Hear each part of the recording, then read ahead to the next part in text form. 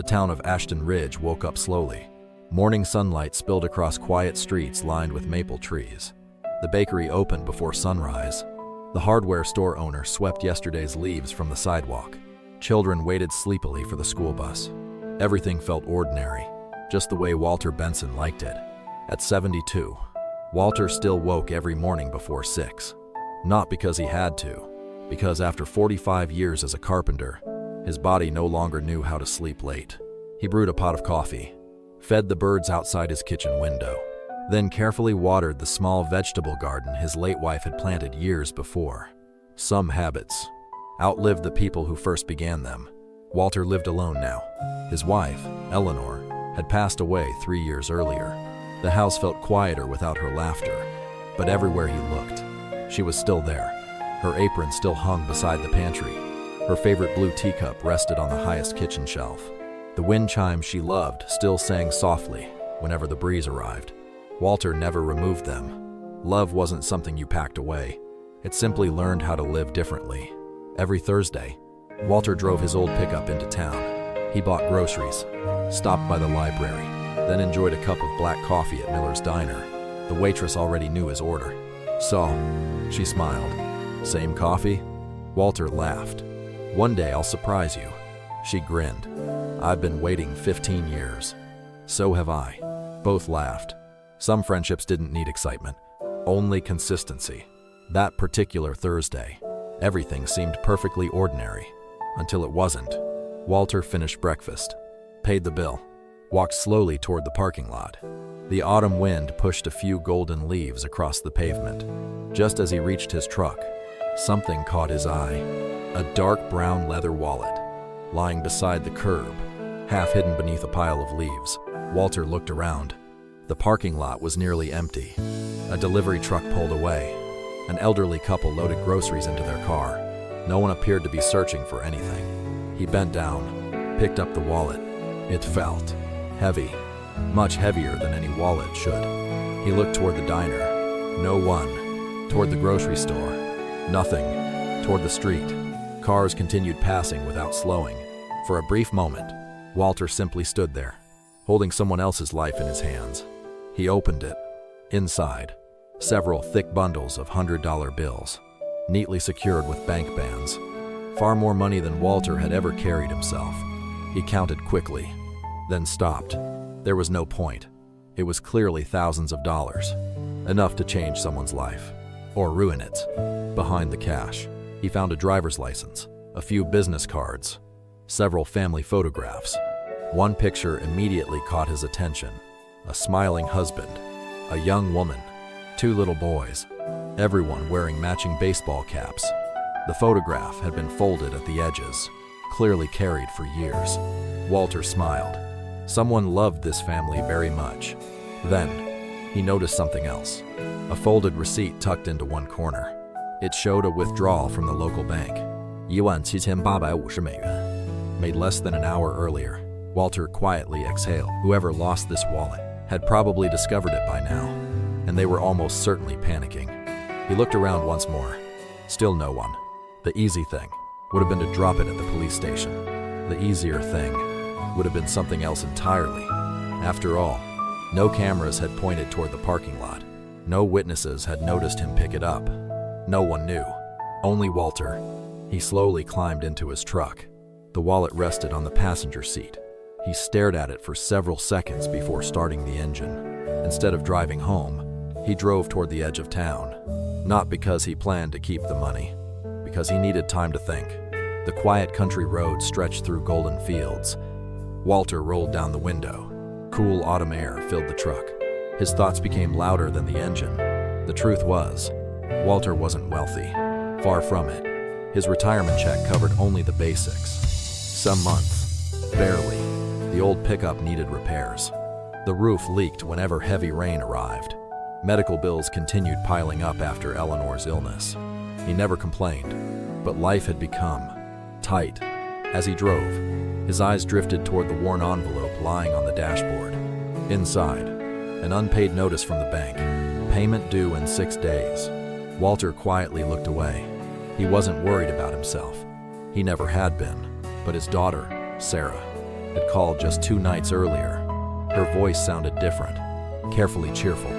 The kind parents recognize immediately. She had tried to hide her worry. It hadn't worked. "Dad," she had said, "I wasn't going to tell you." Walter smiled softly, remembering. "But?" She hesitated. "Emily's surgery. Our insurance isn't covering everything." Emily, his 12-year-old granddaughter, bright, kind, always carrying a sketchbook. She needed surgery on her leg. Without it, walking would become increasingly difficult. Walter had promised Sarah everything would somehow work out. He simply hadn't figured out how. Now, nearly $18,000 rested beside him. Enough to pay for Emily's surgery. Enough to repair the roof. Enough to erase every unpaid bill. Enough to solve problems that had stolen his sleep for months. The truck slowed near a small overlook. Walter parked, turned off the engine. Silence filled the cab. Only the gentle sound of wind moving through dry grass remained. He picked up the wallet once more, looked again at the family photograph. 2 little boys smiled back at him, completely unaware that somewhere nearby, their father's world might already be falling apart. Walter closed his eyes. He quietly whispered words Eleanor used to say whenever life became difficult.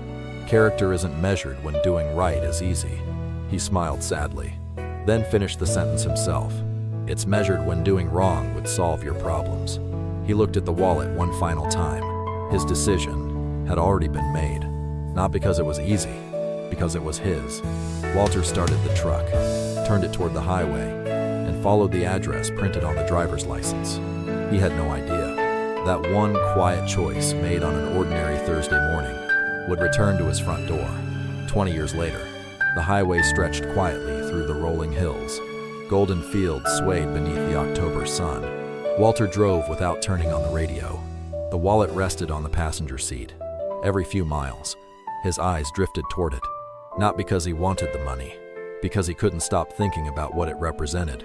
Somewhere ahead, someone's worst day had already begun. The address on the driver's license led to a small manufacturing company nearly 80 miles away, Harrison Industrial Supply. Walter had never heard of it. He wasn't even sure the owner would still be there. For all he knew, the man might already be searching every parking lot between Ashton Ridge and the bank. As the miles passed, Walter's thoughts wandered back to his conversation with Sarah. He could still hear the strain hidden behind her cheerful voice. "Dad, you've already helped us enough." Walter smiled sadly. Parents always recognized those words. They rarely meant what they said. Emily's surgery had been scheduled for the following month. Without it, the doctors feared permanent damage to her leg. Walter had spent several sleepless nights trying to figure out how he could help. He had even considered selling his old pickup truck. Without the truck, he wouldn't be able to reach town easily. But if it helped Emily, he would have done it without hesitation. He glanced once more at the wallet. Almost $18,000. Enough to solve every problem pressing against his family. The thought entered his mind. Just for a moment, no one would know. He tightened both hands around the steering wheel, then quietly laughed to himself. "Eleanor," he whispered, "you'd probably be giving me that look." He could almost picture her smiling from the passenger seat. Not angry, just disappointed. That was always enough. By early afternoon, Walter arrived at Harrison Industrial Supply. The parking lot was nearly empty. Several employees stood outside speaking anxiously. One man paced back and forth while holding a cell phone. Another searched beneath parked cars.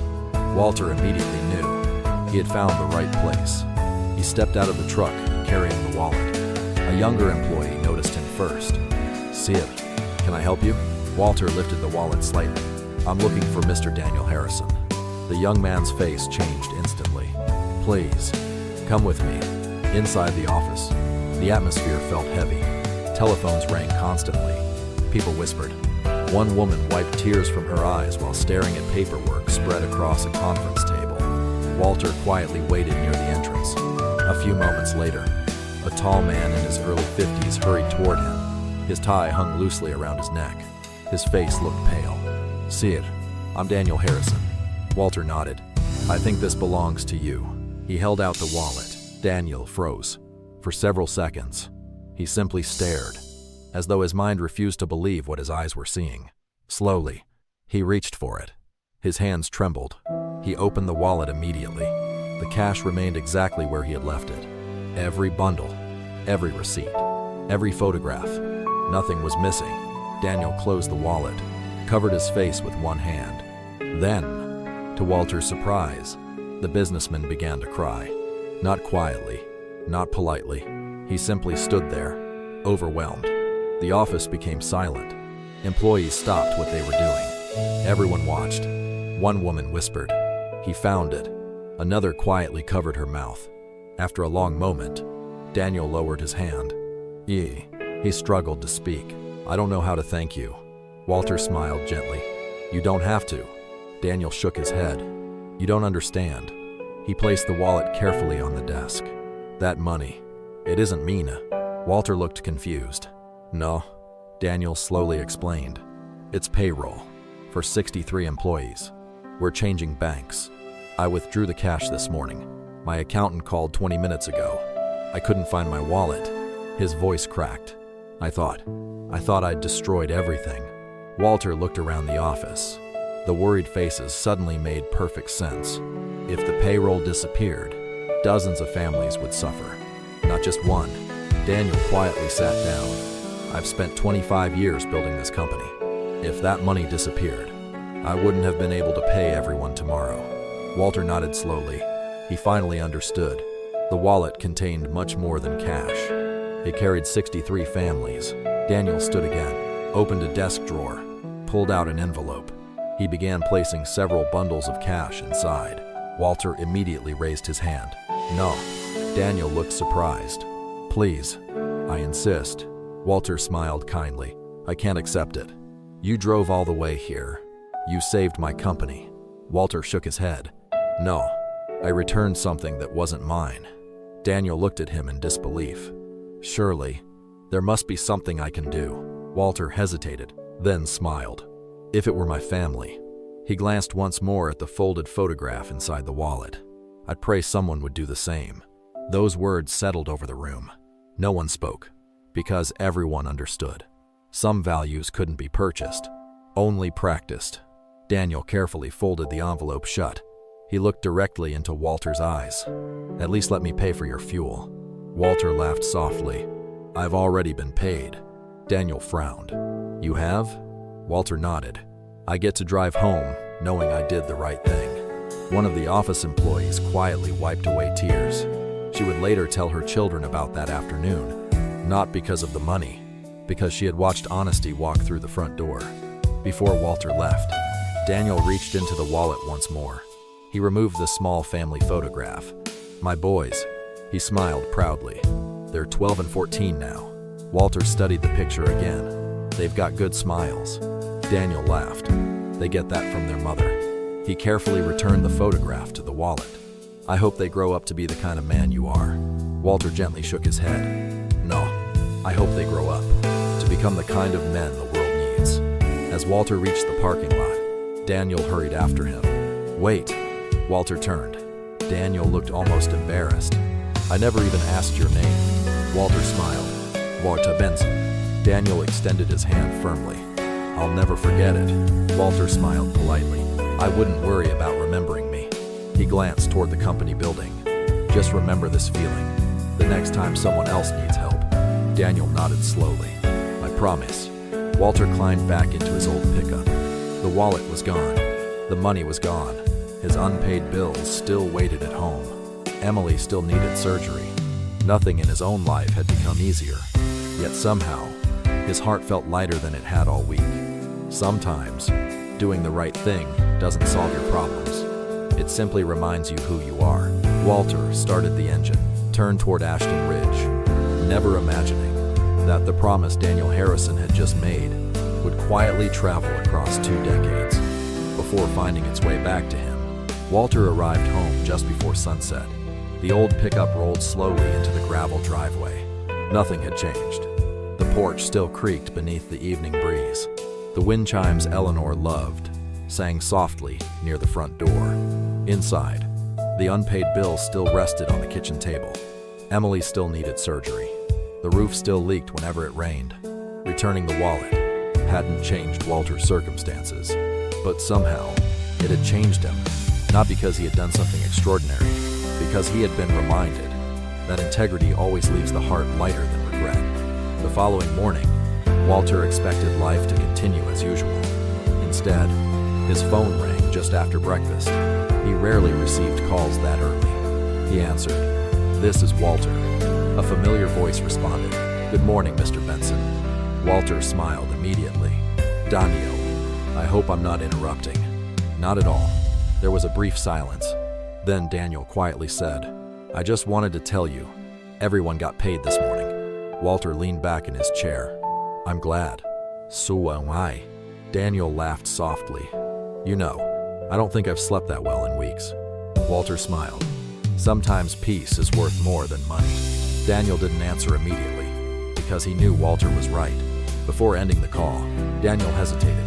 "Would it be all right if I sent you something?" Walter chuckled. "If it's money, I'm sending it back." Daniel laughed. "I had a feeling you'd say that." "No, I was thinking of something else." 3 days later, a small package arrived in Walter's mailbox. Inside, there was no cash, no expensive gift, only a handwritten thank you letter, and the family photograph from Daniel's wallet. On the back, Daniel had written, "The people in this picture almost lost everything that day. Thank you for giving us another tomorrow. Daniel Harrison." Walter quietly smiled. He placed the photograph inside his Bible, not as a reminder of what he had done, as a reminder that every person carried a story no one else could see. As Christmas approached, another envelope arrived. This time, it contained a Christmas card. Inside was a family photo. Daniel, his wife, his 2 sons. Everyone wore matching red sweaters. At the bottom, the boys had signed their names. Jacob, Michael. Walter smiled. He had never met them. Yet somehow, he felt grateful they were happy. Walter wrote a Christmas card in return. It wasn't long. "Dear Harrison family, I hope your Christmas is filled with peace, laughter, and people you love. Remember that kindness grows best when it's shared. Merry Christmas, Walter Benson." For the next several years, the Christmas cards continued. Nothing more, nothing less. No phone calls, no visits, just one Christmas card each December.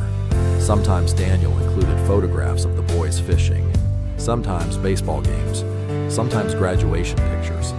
Walter proudly placed every card inside the same wooden drawer. It became a quiet tradition, one that Eleanor would have loved. Meanwhile, life continued moving forward. Emily finally had her surgery. Friends from church quietly organized a fundraiser. Neighbors donated what little they could. The doctors successfully repaired her leg. Months later, Walter watched his granddaughter run across the school playground. For the first time in years, she laughed as she raced her friends toward the swings. Walter quietly wiped away a tear. Not every prayer was answered the way people expected, but somehow, enough people had shown kindness. That hope kept finding its way home. Years passed. Jacob and Michael became young men. Walter learned this only through photographs. One became an engineer. The other studied business. Every Christmas, Daniel included a short note. "They're becoming good men." Walter always smiled.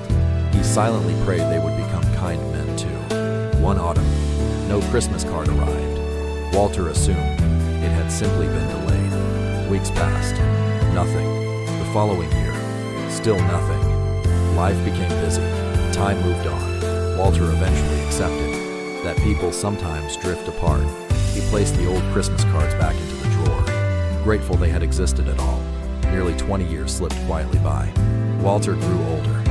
His hair turned completely white. Walking became slower. His pickup truck became older than many of the mechanics repairing it. The garden Eleanor planted still bloomed every spring. The wind chimes still sang. The birds still visited every morning. Some things stayed faithful. Then one crisp October afternoon, Walter sat on the front porch reading his Bible. The road was unusually quiet. A gentle breeze carried the scent of fallen leaves. Suddenly, a black SUV slowly turned into his driveway. It wasn't a vehicle often seen in Ashton Ridge. Walter closed his book. The engine stopped. For several moments, no one stepped out. Finally, the driver's door opened. A man in his late 30s climbed out. He wore a dark suit. His expression carried both sadness and determination. He stood beside the vehicle for a moment, as though gathering courage. Then he walked slowly toward the porch. In his hands, he carried something carefully wrapped in a brown cloth. Walter couldn't quite see what it was. The man stopped at the bottom of the porch steps. He removed his hat. His voice trembled slightly. "Mr. Walter Benson?" Walter smiled kindly. "That's me." The man nodded. "I've been looking for you for almost 6 months." Walter looked surprised. "For me?" The stranger swallowed hard, then slowly unwrapped the brown cloth. Inside lay an old brown leather wallet. Its edges were worn with age. The leather had faded, but Walter recognized it immediately. He hadn't seen it in nearly 20 years. His eyes widened. The man smiled through tears. "My name is Michael Harrison." He paused. "My father asked me to find the man who brought this home." Walter stared silently at the old wallet. The years suddenly disappeared. The parking lot, the highway, the frightened office workers, Daniel's grateful smile. It all came rushing back. Walter slowly stood, not because of the wallet, because somehow he already knew. This visit wasn't about the past. It was about a promise. Finally coming home. For a long moment, neither man spoke. The autumn breeze gently stirred the maple leaves across Walter's porch. Michael Harrison stood quietly at the bottom of the steps. The old leather wallet rested carefully in his hands. Walter slowly walked toward him. His fingers gently touched the worn leather. 20 years, and somehow, it still looked exactly the same. Walter smiled softly. "I can't believe you still have it." Michael nodded. "My father never carried another wallet." Walter looked surprised. "He didn't?" Michael slowly shook his head. "No." He said this one reminded him that some things are more valuable than money. Walter lowered his eyes. He had never imagined one ordinary afternoon could stay with someone for so long. Michael carefully opened the wallet. The family photograph was still inside. Older now, the edges had become faded, but Daniel's careful handwriting remained on the back. Michael smiled. He looked at this picture almost every day. Walter gently held the photograph. The two smiling boys were now grown men. Time really did move faster than anyone expected. Michael reached into the wallet once more. This time, he removed a folded envelope, cream-colored, its edges yellowed with age. Across the front, written in Daniel's familiar handwriting, were 6 simple words. "For Walter Benson, if possible." Walter stared silently. His hands trembled slightly as Michael placed the envelope into them. Michael quietly spoke. "My father passed away 8 months ago." Walter closed his eyes. "I'm so sorry." Michael nodded. He battled cancer for almost 3 years. He never complained. He just... Michael smiled sadly. Kept saying he still had people to take care of. Walter smiled. "That sounds like him." Michael looked toward the old porch. During his final week, he asked me to bring him this wallet. Walter listened quietly. Michael continued. "He held it for a long time. Then he wrote that letter." He looked at me and said. Michael paused. His voice grew softer. "Promise me you'll find Walter Benson." Walter felt tears gathering. Michael smiled gently. "I promised." Walter carefully unfolded the letter. The paper crackled softly with age. He took a slow breath, then began reading. "Dear Walter, if you're reading this, it means I've gone home before you. I hope you won't be sad. I've had a beautiful life." Walter smiled through tears. That sounded exactly like Daniel. He continued reading. 20 years ago, you returned a wallet. Everyone thinks you returned money. They're wrong. You returned peace to my family." Walter stopped reading for a moment. He quietly looked toward the horizon. Michael waited patiently. Walter continued. "You never knew what happened after that day. The company survived. Every employee stayed. Some retired after 40 years. Some sent children to college. Some became grandparents. Their lives continued because you chose honesty when no one was watching." Silence settled across the porch. Walter slowly lowered the letter. "I never knew." Michael nodded. "My father always wondered if you understood." Walter gently shook his head. "I didn't." Michael smiled sadly. He hoped one day you would. Walter resumed reading. "I often told my sons that success didn't begin with my business. It began the day a stranger reminded me what kind of man I wanted to become." Michael quietly wiped away a tear. "I heard that story every birthday. Every Thanksgiving, every Christmas. Walter looked surprised. Every Christmas? Michael laughed softly. My father never let us forget. He smiled warmly. When Jacob and I argued as teenagers, he'd tell us about you. When we started our first jobs, he told us about you. When we became fathers, he told us about you again. Walter chuckled. I hope he eventually changed stories. Michael laughed. He tried, but somehow, he always came back to yours. Walter turned another page. Daniel's handwriting had become noticeably shakier. The words were smaller, as though written by tired hands. If you're wondering whether your decision mattered, please stop wondering. It did, more than you'll ever know. Walter quietly closed his eyes. For years, he had believed the story ended in that office. Now he realized that afternoon had continued living inside another family. Every single day, Michael reached into his jacket pocket. There was one more thing. He removed a small photograph. It showed Daniel standing beside dozens of employees outside the company. Everyone smiled proudly. Across the bottom, someone had written, 25 years without missing a payroll. Michael handed the photograph to Walter. My father kept this on his desk. Walter smiled. It's a beautiful picture. Michael nodded. He always said, that photograph belongs to Walter as much as it belongs to me. Walter quickly shook his head. No, it belongs to everyone standing there. Michael smiled. That's exactly what my father would have said. The afternoon sun slowly dipped lower. The porch glowed with warm golden light. Neither man felt rushed. Some conversations deserve time. Finally, Walter looked toward Michael. It took you 6 months to find me? Michael nodded. I only had your name. No address. No phone number. I visited 3 different towns. Talked to dozens of people. I almost gave up. Walter smiled gently. What changed? Michael laughed. An elderly waitress. Walter looked puzzled. She remembered a man who always ordered black coffee. Walter burst into laughter. Milostina. Michael nodded. She pointed toward this road. She smiled and said, you'll know his house. Walter raised an eyebrow. Really? Michael grinned. She said, it's the one where people always leave smiling. Walter looked around his quiet porch, then softly whispered, Eleanor would have liked that. The 2 men sat together for nearly an hour, talking about Daniel, his family, the company, the passing years. As evening approached, Michael stood. There is one more reason I came. Walter looked up. My father left me another request. Walter smiled. I had a feeling. Michael nodded. He asked me not to simply thank you. He asked me to finish something he never had the chance to finish. Walter looked puzzled. What do you mean? Michael smiled gently. You'll understand tomorrow. Walter laughed. Tomorrow? Michael nodded. I've already invited someone. Walter frowned playfully. You invited someone to my house? Michael smiled. I think. My father already had. Walter couldn't help but laugh. Whatever Daniel had planned, even after all these years, it was still unfolding. Walter woke earlier than usual the next morning. The letter Daniel had written still rested on the kitchen table. He had read it 3 times before going to bed. Then, once more after breakfast. Each time, a different sentence stayed with him. You returned peace to my family. Walter gently folded the letter, slipped it back into its envelope, and whispered quietly, I only returned a wallet. Somewhere deep inside, he still couldn't believe one small decision had mattered so much. At exactly 2 o'clock that afternoon, a black SUV turned into the driveway once again.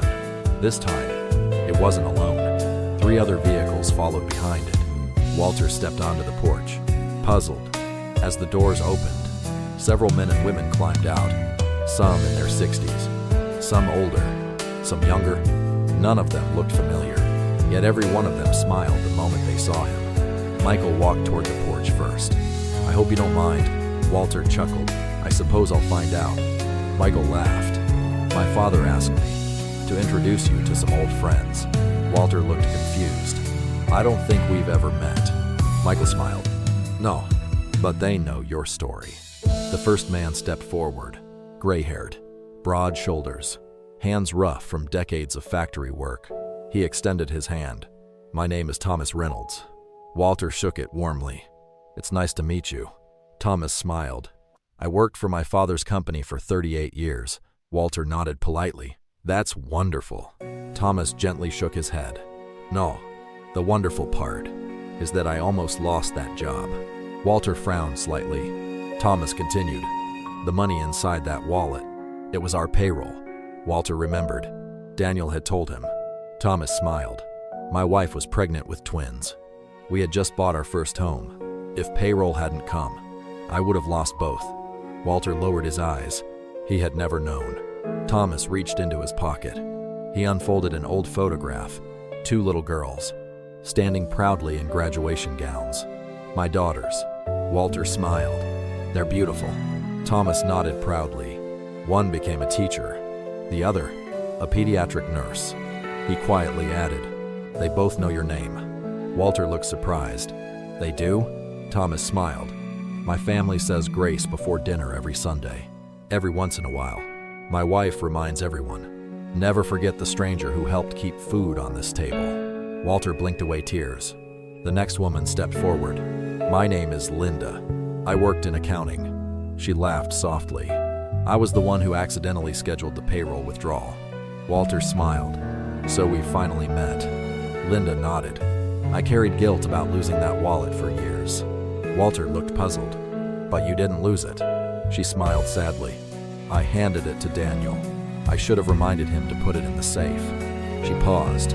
When you returned it, you didn't just save the company. You gave me back 20 years of sleep. Walter reached out gently. You've carried that long enough. Linda quietly nodded. For the first time, she believed him. Another man stepped forward. His name was Carlos. He had started working at the factory only 3 weeks before the wallet was lost. I almost quit, he admitted. My wife and I had just immigrated. We had nothing. If that first paycheck hadn't arrived, we would have gone back. Walter listened quietly. Carlos smiled. My son is graduating from medical school next spring. Walter's eyes widened. Congratulations. Carlos laughed. I came today because I wanted you to know. You helped build that diploma too. Walter shook his head gently. No, his hard work built it. Carlos smiled. Maybe, but your honesty helped keep the lights on while he was growing up. The afternoon continued that way. Story after story, face after face. Walter slowly realized something remarkable. The wallet had never contained only money. It had carried birthdays, mortgage payments, college tuition, Christmas presents, medical bills, family dinners, new babies, retirements, thousands of ordinary moments that had quietly become extraordinary lives. At one point, Walter looked toward Michael. I never imagined it reached this far. Michael smiled. My father used to say, integrity travels farther than the person who practices it. Walter quietly nodded. Daniel had learned that lesson well. As everyone gathered around the porch, Michael placed a large framed photograph on the table. It showed every employee of Harrison Industrial Supply, nearly 100 people, standing together in front of the factory. At the bottom, a brass black reed, celebrating 45 years together. Walter studied every smiling face. So many people. Michael nodded. My father kept that photograph in his office until the day he retired. Walter smiled. He must have been proud. Michael looked toward the picture. He was, but not because of the business. Walter looked up. He used to point at that photograph and tell visitors, every face in this picture reminds me what one honest stranger protected. Silence settled across the porch. Walter felt his throat tighten. For 20 years, he had believed no one remembered. He had been wrong. As the afternoon drew to a close, Thomas stood. I think we should tell him. Several others smiled knowingly. Walter looked confused. Tell me what? Michael reached into his briefcase. He carefully removed a thick folder, bound with a blue ribbon. Walter looked at it curiously. What is that? Michael smiled. My father's unfinished dream. Walter gently untied the ribbon. Inside were dozens of neatly organized pages, scholarship proposals, letters, financial plans, lists of names. Walter frowned. I don't understand. Michael pointed toward the first page. Across the top, Daniel had written, the Walter Benson Integrity Scholarship. Walter immediately looked up. Oh no. Michael smiled. I knew you'd say that. Walter laughed softly. You know me already. Michael nodded. My father made sure of that. Walter slowly closed the folder. I appreciate this, but I don't want my name on anything. Michael wasn't surprised. My father expected that answer too. Walter raised an eyebrow. He did? Michael reached into the folder once more. He unfolded one final handwritten note. Daniel's handwriting filled the page. At the bottom, one sentence had been underlined. Michael quietly read it aloud. If Walter refuses, tell him it was never about honoring him. Walter looked at Michael. Then Michael continued reading. Tell him it's about reminding young people that honesty can change lives they will never meet. Walter fell silent. For several moments, no one spoke. The afternoon breeze gently rustled the maple leaves overhead. Finally, Walter smiled. Not because he had changed his mind, because he finally understood Daniel's heart. The folder remained on Walter's kitchen table for nearly 2 weeks. Every morning, he looked at it. Every evening, he looked away. It wasn't because he disliked Daniel's idea. Quite the opposite. He loved it. That was exactly why he hesitated. Walter had spent his entire life avoiding recognition. He believed kindness should leave fingerprints, not signature. One Saturday morning, Michael returned with 2 cups of coffee. I figured we'd need these. Walter smiled. I was beginning to think the coffee was becoming a tradition. Michael laughed. My father would have approved. They settled onto the old porch, the same place where Walter had spent countless evenings with Eleanor, the same place where neighbors had shared stories for decades, the same place where important conversations always seemed to find their way. Michael gently pushed the scholarship folder across the table. I don't want to pressure you. Walter nodded. I know. My father didn't either. Walter smiled. That's one thing we always had in common. For several moments, neither man spoke. The birds filled the silence instead. Finally, Walter opened the folder once more. Scholarship guidelines, application forms, letters from community leaders. Everything had already been prepared. Daniel had thought through every detail. Walter looked up. How long was he working on this? Michael smiled softly. Almost 8 years. Walter blinked. 8. Michael nodded. He started shortly after retiring. He wanted young people to understand that character matters long after success is forgotten. Walter quietly closed the folder. Daniel had carried this dream for almost a decade. Michael leaned back. He always believed. People celebrate talent. They admire success. But, he smiled. My father said integrity deserves more applause. Walter nodded slowly. It usually gets less. The afternoon breeze stirred the maple leaves overhead. Walter looked toward the road, then quietly asked, Tell me something. Michael smiled. Anything. Why now? Michael already knew what Walter meant.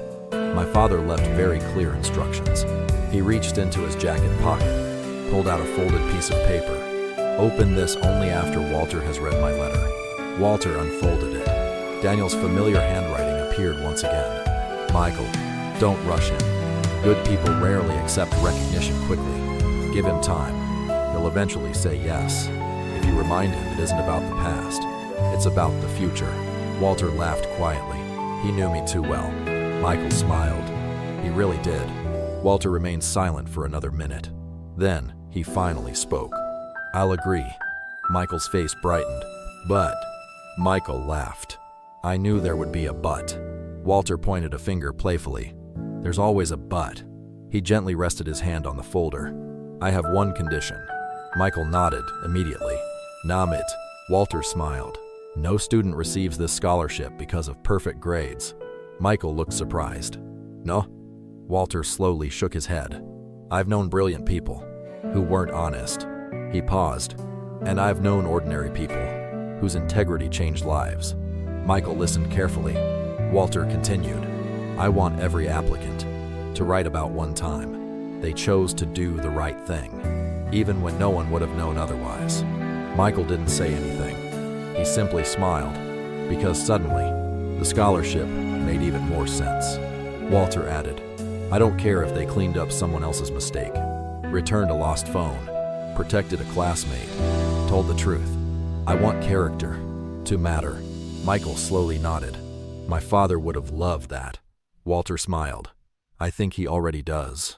Over the following months, the scholarship quietly took shape, not with grand ceremonies, not with television cameras, simply through ordinary people, working together. Retired teachers volunteered to read applications. Business owners quietly donated. Churches organized small fundraisers. Students even held bake sales. Nobody was asked. They simply wanted to help. Kindness had a way of attracting more kindness. By spring, the committee received more than 400 applications. Walter insisted on reading every single one.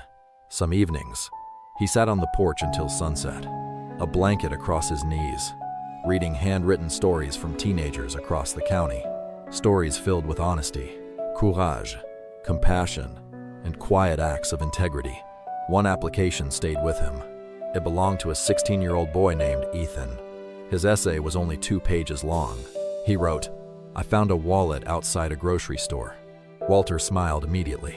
The story sounded familiar.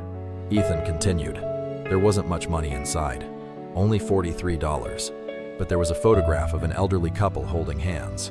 Walter's smile slowly grew. The essay ended with one sentence. "I realized the wallet wasn't valuable because of the money. It was valuable because someone would be heartbroken to lose everything inside it." Walter quietly lowered the paper. For several moments, he simply stared across the yard.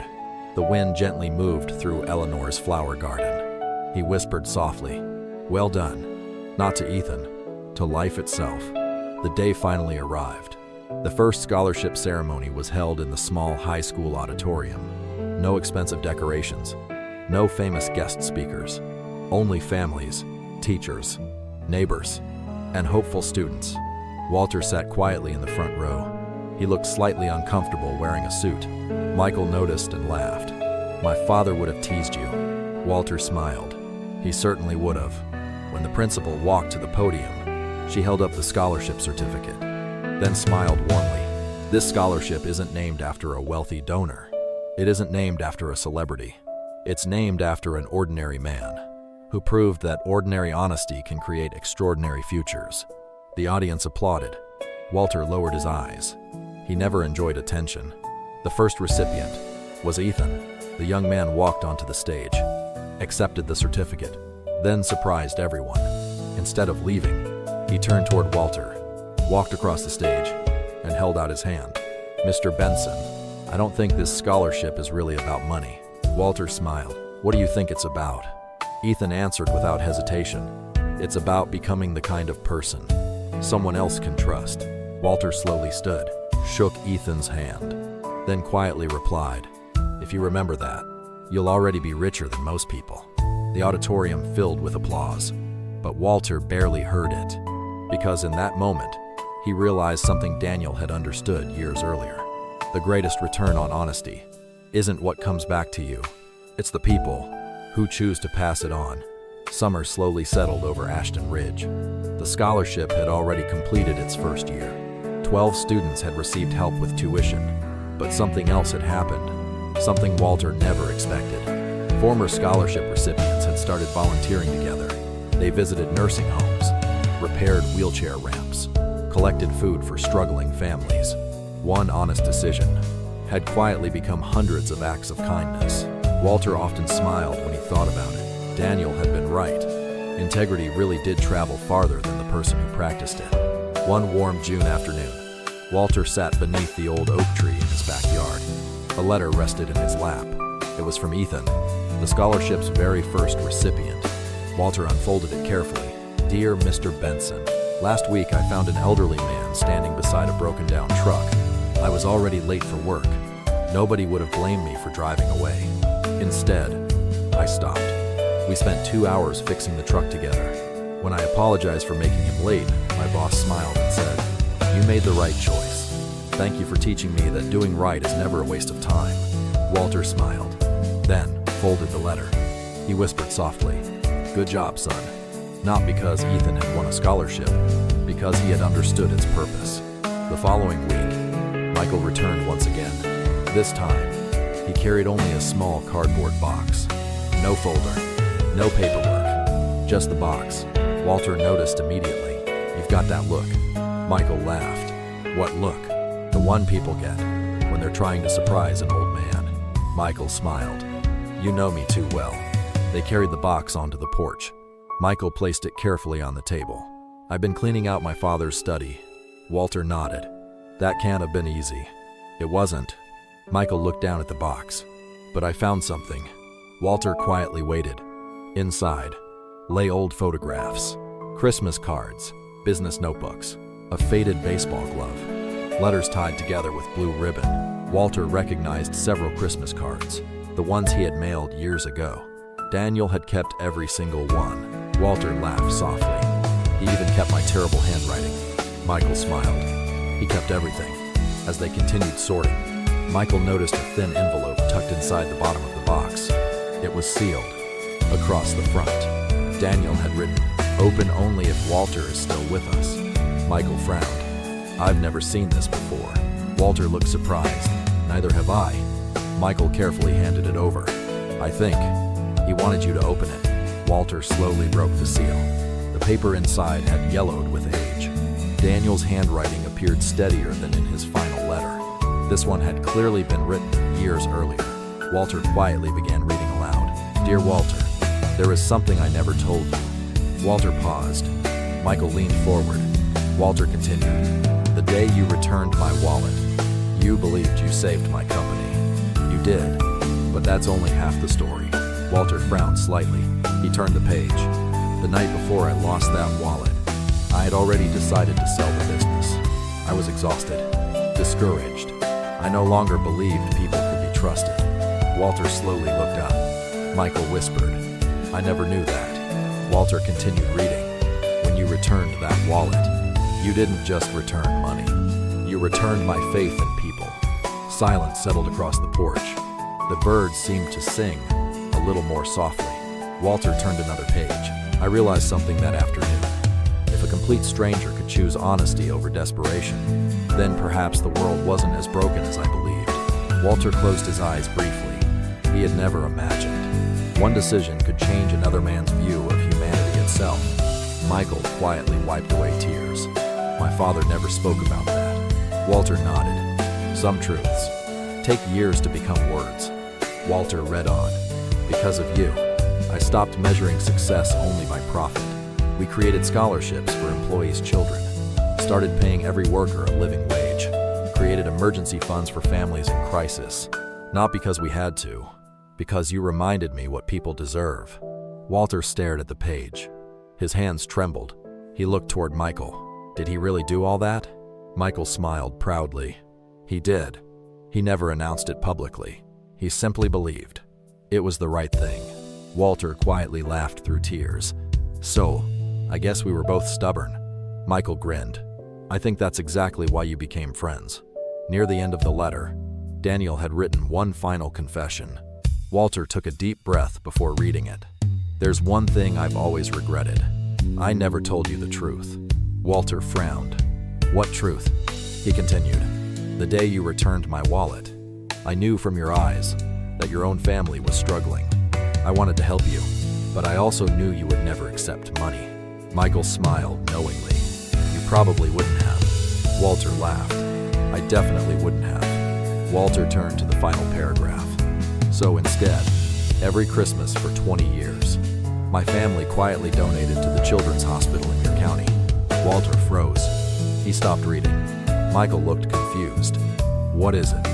Walter slowly continued. The donations were always anonymous, but every year, I asked one question. Did another child receive treatment? The answer was always yes. Walter lowered the letter. His eyes filled with tears.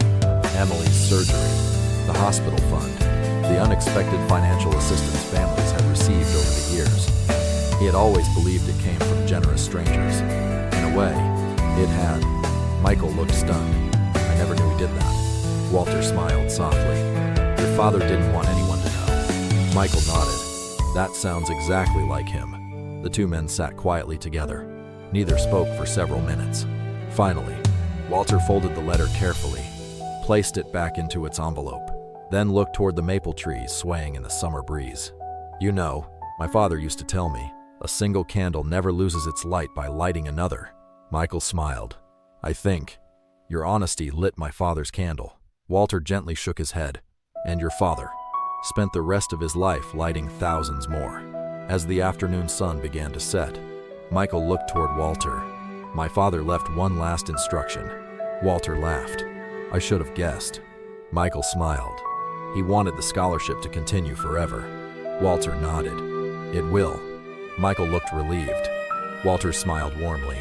As long as there are young people willing to choose character over convenience, there will always be someone worth believing in. Autumn returned to Ashton Ridge once again. The maple trees glowed with brilliant shades of gold and crimson. Another year had quietly passed. The Walter Benson Integrity Scholarship had now become one of the most respected awards in the county. Not because it offered the largest amount of money. There were scholarships worth far more, but none carried a story quite like this one. Students didn't apply simply to pay for college. They applied because they wanted to be part of something bigger than themselves.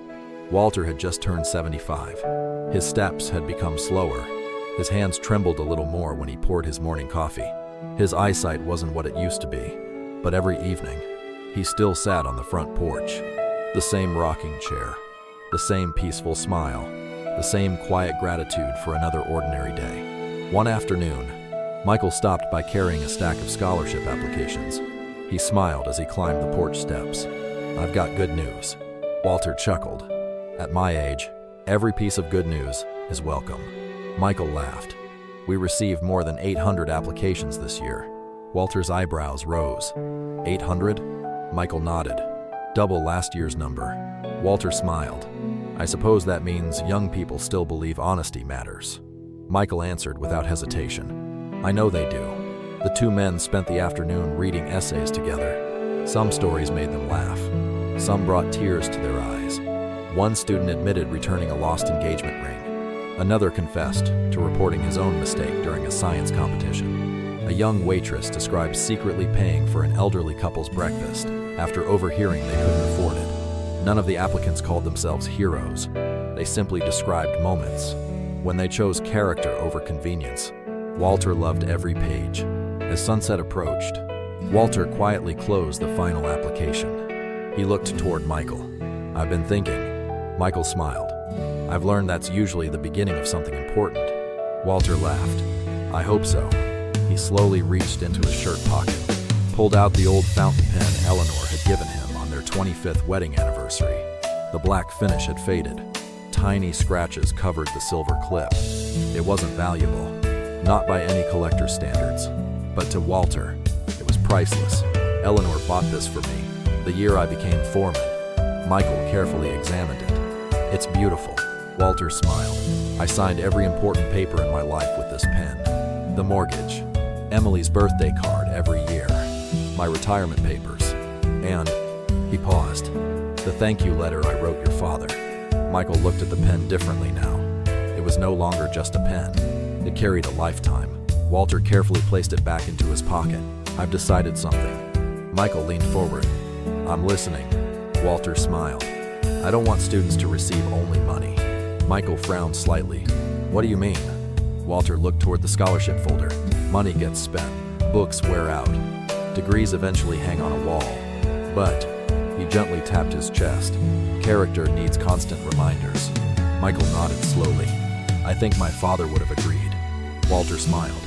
So, I've come up with an idea. Several weeks later, the scholarship committee gathered in the high school library. Walter stood before them holding a small wooden box. Inside lay dozens of simple fountain pens, nothing expensive, solid, reliable, beautifully made. Each one had a small inscription engraved along the barrel. The committee members leaned closer. The words were simple. Do the right thing, even when no one is watching. Silence filled the room. One teacher quietly smiled. Another wiped away tears. Walter gently closed the box. Every student who receives this scholarship gets one of these. Michael asked, why a pen? Walter smiled. Because someday, they'll sign something important. A contract, a marriage license, a business agreement, a letter. I want them to remember. Character should guide every signature. No one argued. No one needed convincing. The idea felt exactly right. The next scholarship ceremony arrived. The auditorium was filled beyond capacity. Former recipients had returned. Parents filled every seat. Teachers stood along the walls. The atmosphere felt less like an award ceremony and more like a family reunion. On bit on. The scholarship recipients crossed the stage. Each received an envelope, a certificate, and one engraved fountain pen. Most smiled politely. A few looked curious. Then Walter explained. He stood slowly at the podium. The room became completely quiet. When I was young, my father told me something I've never forgotten. He held up one of the pens. He said, "Your name follows every decision you make." Walter looked across the audience. This pen isn't valuable because of what it's made from. It's valuable because of what it represents. He paused. One day, each of you will sign papers that affect other people's lives. You'll make decisions no one else will ever see.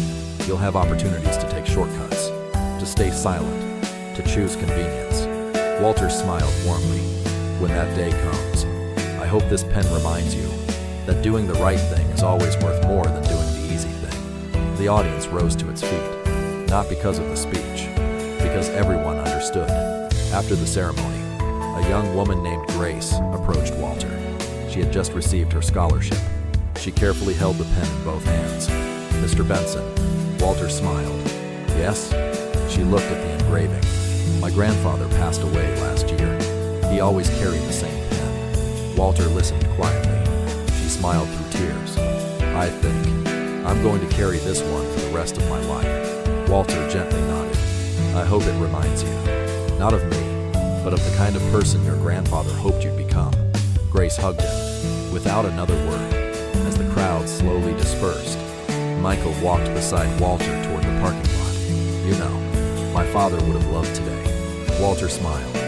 "I think he was here." Michael looked toward the evening sky. "I've been thinking the same thing." Just before reaching Walter's truck, a teenage boy hurried across the parking lot.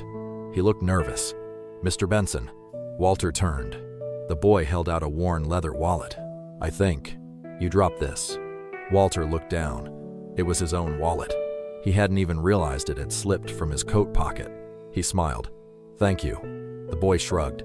"It wasn't mine." Walter chuckled. "No, it wasn't." The boy grinned, then pointed toward the pen tucked inside his jacket pocket. "I figured I should practice." Walter laughed so hard that tears filled his eyes. As the young man walked away, Walter looked toward Michael. "You see?" Michael smiled. "The story keeps going." Walter nodded. "That's the beautiful thing about goodness. It never really ends." 5 years passed quietly. The scholarship continued to grow. Each autumn, another group of young men and women crossed the stage. Each received an engraved fountain pen. Each heard Walter tell the same simple words. "Your character is the one thing no one can take from you." Students repeated those words to one another. Teachers quoted them. Parents wrote them inside graduation cards, without anyone planning it. A quiet tradition had begun. Walter grew older. His porch became his favorite place. Most mornings, neighbors stopped by for coffee. Children waved as they rode their bicycles past his house. Former scholarship recipients visited whenever they returned home from college. Some came wearing military uniforms. Others brought newborn babies. Some simply wanted to shake his hand again. Walter always greeted them the same way, with a warm smile, fresh coffee, and more questions than stories. He never liked talking about himself. He preferred hearing about everyone else. One spring afternoon, Grace returned. She was no longer a college student. She had become a high school teacher. She placed something gently on Walter's porch. It was the engraved fountain pen. Walter looked surprised. "Don't tell me it stopped working." Grace laughed. "No, it still writes beautifully." Walter smiled. "Then why are you giving it back?" Grace gently shook her head. "I'm not." She reached into her purse and pulled out another pen, then another, and another. Walter counted 12. "What's all this?" Grace smiled. "My students. They heard your story. They wanted every graduating senior in our class to receive a pen like yours." Walter stared silently. "You did that?" Grace nodded. "They paid for them themselves." Walter slowly smiled. "Looks like they've already learned the lesson." The years continued passing. The scholarship expanded into neighboring counties. Former recipients became donors. Some contributed $10. Some contributed thousands. Every gift mattered, because every gift carried the same purpose. Not to celebrate Walter, but to encourage integrity. One winter evening, Walter sat quietly beside the fireplace. Emily visited with her own children. The youngest, a curious little boy named Noah, climbed into Walter's lap. "Great-grandpa?" Walter smiled. "Yes? Were you really famous?" Walter burst into laughter. "No, not even close." Noah frowned thoughtfully. "Then why do people keep coming to see you?" Walter looked toward the fire. His answer came slowly. "I think they're really coming to remember something." "What?" Walter gently placed a hand over the boy's heart. "That doing the right thing always matters." Noah nodded as though it made perfect sense. Children often understood truths, adults complicated. Several months later, Walter's health began to decline. Nothing dramatic, just time doing what time always does. His steps became shorter, his breathing slower. He spent more afternoons resting in the old rocking chair Eleanor had loved. Still, whenever visitors arrived, his smile never changed. One quiet September morning, Michael received a phone call. He immediately drove to Ashton Ridge. When he arrived, Walter was resting peacefully on the porch, watching the sunrise, exactly where he wanted to be. Michael sat beside him. Neither man spoke for several minutes. Finally, Walter quietly said, "I think my journey's almost finished." Michael looked down. He didn't trust himself to answer. Walter smiled gently. "Don't be sad. You remember what your father wrote?" Michael nodded. Walter softly repeated the words, "I've had a beautiful life." Michael wiped away tears. "So have you." Walter looked toward the road. "The funny thing is, I only ever returned a wallet." Michael smiled. "No, you returned hope." 3 days later, Walter Benson passed away peacefully in his sleep. He was surrounded by family. The old fountain pen rested on his bedside table. Beside it lay Daniel's final letter. News spread quietly. No television stations came. No national headlines appeared. But something extraordinary happened. Letters began arriving from across the country.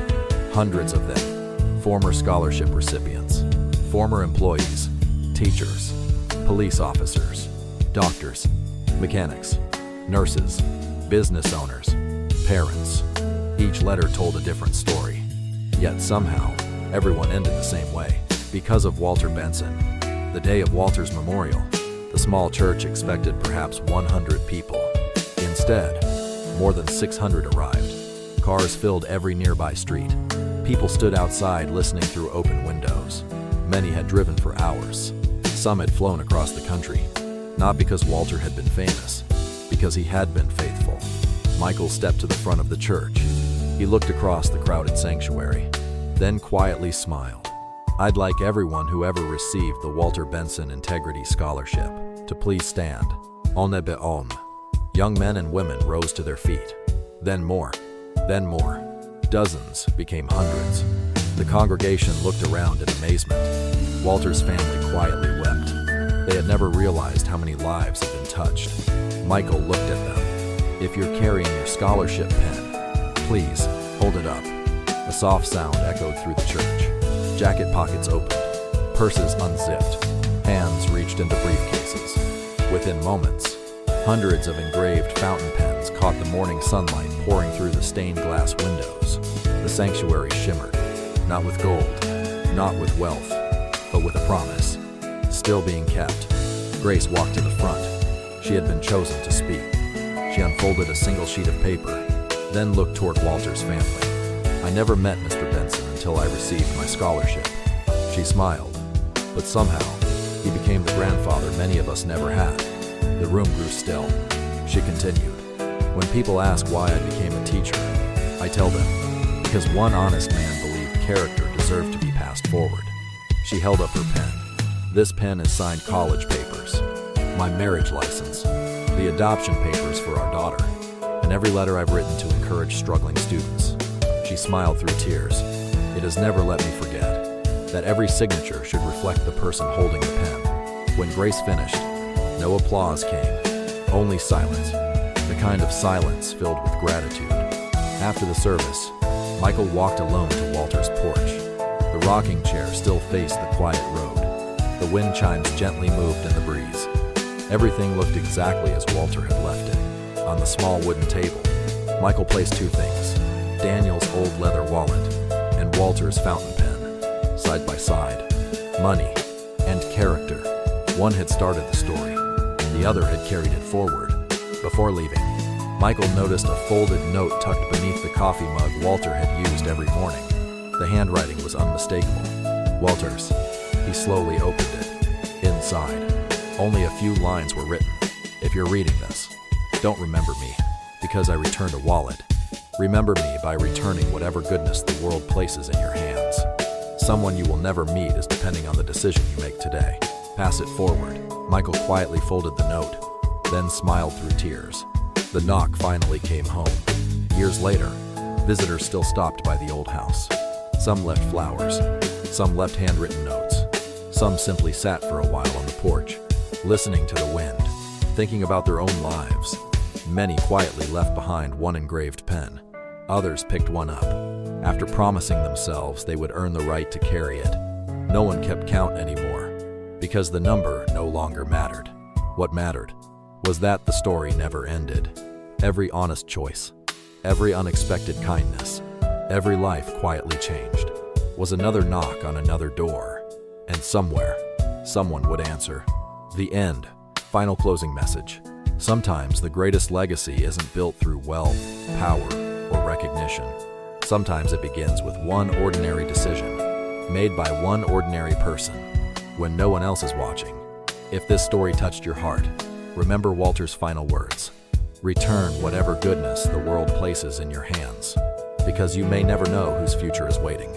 On the choice you make today,